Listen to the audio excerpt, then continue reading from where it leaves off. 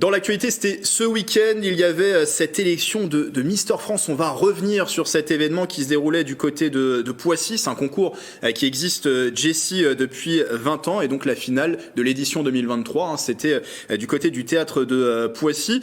Alors, vous étiez présent pour Radio Sensation, mais vous allez faire vivre à nos téléspectateurs, refaire vivre à TV68, les téléspectateurs TV78, cet événement. Que ce soit dans les préparatifs, les répétitions et l'élection en elle-même, vous avez rien loupé. Alors effectivement, 28 candidats au départ venus représenter chacun leur région avec bien sûr l'Île-de-France, avec Raphaël Auro. Impossible de passer à côté de ce francilien, 1m89, 78 kg, étudiant en STAPS à Paris-Saclay. Il est originaire de Dourdan et il m'a expliqué pourquoi il souhaitait représenter justement notre région. Alors moi, je viens d'une petite campagne dans le 91 et donc j'aimerais la représenter ce soir pour montrer que l'Île-de-France ne s'étend pas qu'à Paris et que donc la ville de Dourdan, qui est un peu connue pour son château médiéval notamment, soit un peu représentée en Île-de-France. Tout d'abord, il y a Paris, mais il n'y a pas que Paris. Il y a aussi Fontainebleau, notamment avec la forêt. C'est une grande diversité, l'Île-de-France, et donc on va essayer de la représenter au maximum ce soir.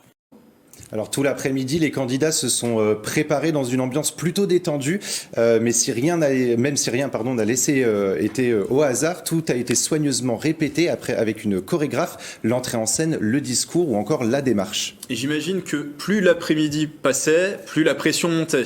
Oui, alors 2 heures avant le grand show, chaque candidat est passé entre les mains des coiffeurs et barbeurs, histoire de peaufiner leur look.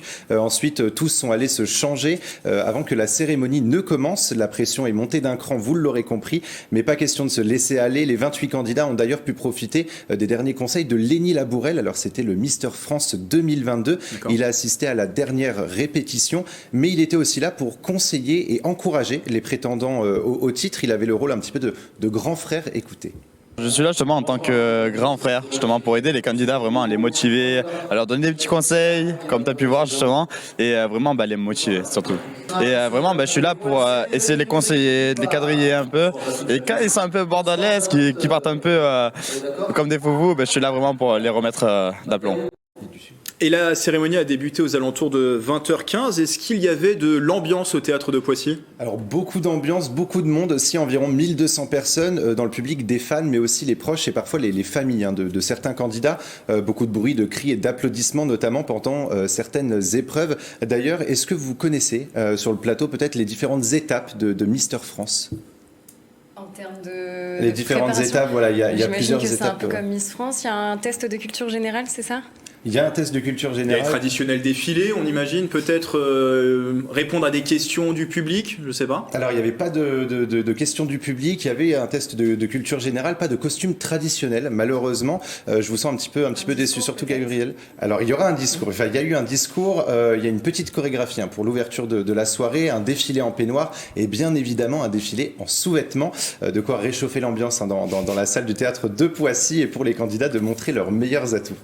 L'élection de Mister France n'est pas seulement un beau visage et un corps parfait, tout de même. Non, alors vous aviez eu raison, Gabriel, il y a eu un test de culture générale, mais on n'a pas eu les résultats. Plus sérieusement, chaque candidat défendait une cause et chacun a eu l'occasion d'en parler sur scène. Alors il y a eu la lutte contre les violences faites aux femmes, la lutte contre le harcèlement scolaire, la prévention contre les addictions et la délinquance, ou encore la lutte contre la maltraitance animale et les actions en faveur de l'environnement. Avant que le jury, présidé par Nathalie Marquet-Pernot, ancienne Miss France, ne se retire, les candidats ont pu défiler en costume. Alors on les voit à l'image justement les candidats, j'en profite pour accueillir Florence Mercadet-Choquet qui va nous parler de son exposition dans un instant. Si on peut remettre la petite image en plateau, est-ce que vous avez peut-être un candidat préféré? Regardez, on les voit, alors on voit pas forcément leur représentation de région, mais voilà, plusieurs candidats. J'ai dit tout à l'heure 29, il y en avait en réalité 28. Je sais pas, est-ce que vous avez repéré un préféré? Non, peut-être pas en plateau. Pas particulièrement de mon côté. Et Jessie, vous, lequel était votre préféré, votre favori? Moi en plus j'ai pu échanger avec eux. Oui. Moi mon favori c'était Mister Réunion, où il y avait aussi Mister Provence ou Pays Basque. Voilà, c'était mes préférés. Et alors, tous vos vœux n'ont malheureusement pas été exaucés. Alors, malheureusement, non, ni pour Mister Île-de-France. Le gagnant de la soirée, c'est Mister Corse. Il s'appelle Lisandre Van Muilders et devient donc Mister France 2023.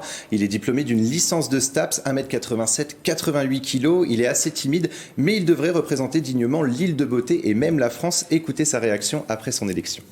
Pour moi, l'étape la plus difficile, c'était vraiment l'étape où j'ai dû parler devant le public parce que comme je l'ai dit, je suis quelqu'un de réservé de base Et franchement, je les avais comme ça. Alors moi, ma cause, c'est l'environnement.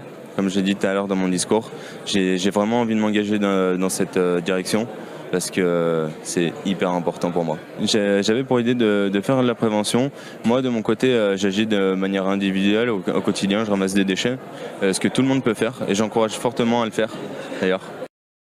Alors Lisandre remporte donc quelques cadeaux des partenaires et puis surtout il représentera maintenant la France lors de différents événements médiatiques. C'est le cas pour Miss France, il y a Miss France, c'est Dauphine. Est-ce que là il y a aussi des dauphins, peut-être des prix supplémentaires dans cette élection? Alors oui, Mister France 2022, Lénie Tabourel a remis un prix un peu spécial, c'est l'écharpe de la sympathie à Mister Roussillon. Alors c'est juste le candidat le plus sympathique qui a été élu par les autres Misters finalement. On a eu Mister France Languedoc qui a reçu l'écharpe du 4e dauphin Mister France. Mister France Bourgogne-Franche-Comté qui a été 3e dauphin, Mister France Nord-Pas-de-Calais 2e dauphin et bonne surprise lors de cette soirée car c'est Mister Mayotte qui a remporté l'écharpe du 1er dauphin, le tout après une présélection, le vote du public par SMS et le choix du jury. Et dans tout ça, vraiment rien pour notre local de l'étape, Mister Île-de-France? Alors non, malheureusement il n'a même pas été sélectionné dans les 12 candidats du coup pour la demi-finale entre guillemets. Alors je voudrais juste préciser que chaque candidat à cette élection ont vendu des tickets de tombola à leurs proches, à leurs amis, à leur famille et même pendant plusieurs événements. Et en fait, donc le prix qui a été récolté, tout ce qui a été récolté pour ces tickets de tombola servent à soutenir l'association L'Enfant Bleu. Donc il y a eu plus de 3600 € qui ont été récoltés pour l'association. Merci Jessie, merci d'avoir suivi pour Radio Sensation et également pour TV78 cette soirée. On pourra retrouver l'intégralité des interviews et les coulisses sur les réseaux sociaux de Radio Sensation. D'ailleurs, je crois que les candidatures pour Mister France 2024 sont déjà ouvertes. Elles sont déjà ouvertes, je vais peut-être aller tenter ma chance. Donc renseignez-vous. Moi, je vais peut-être aussi y réfléchir. Un petit avis sur l'élection Mister France, Florence Mercadet-Choquet. Bon, il y a Miss France, pourquoi pas Mister France, a priori, égalité des sexes. Parité. Vous êtes d'accord, monsieur Leroux? Parité. C'est vrai que Miss France s'est très mis en avant, beaucoup moins Mister France, donc c'est bien d'en parler.